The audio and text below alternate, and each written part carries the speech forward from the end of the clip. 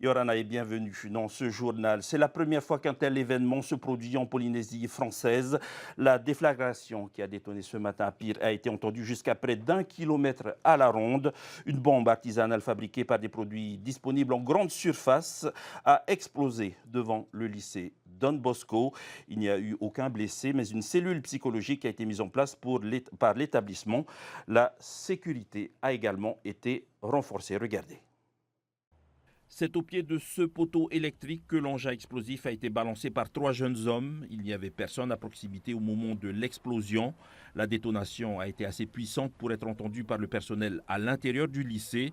La surveillante générale a poursuivi les 3 individus qu'elle a surpris dans un magasin proche en train d'acheter des produits inflammables pour, selon elle, peut-être fabriquer une autre bombe artisanale.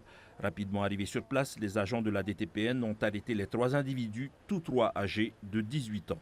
Les cours commencent à 8 h du matin, donc il y avait à 7 h peu d'élèves, mais effectivement, ils ont été très choqués de cette situation. Fort heureusement pour nous, la psychologue scolaire était dans nos locaux toute la matinée et ceux qui avaient besoin ont pu être rapidement pris en charge par un point d'écoute. La directrice de l'établissement scolaire a rapidement appelé la police municipale pour renforcer les patrouilles aux heures d'entrée et de sortie des élèves.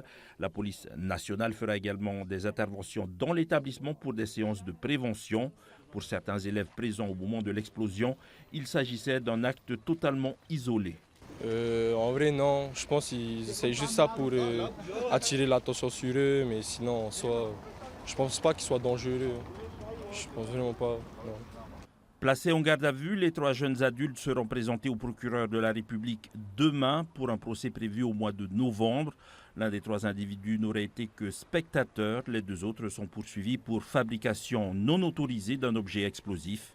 Ils risquent 5 ans de prison et 9 millions d'amendes.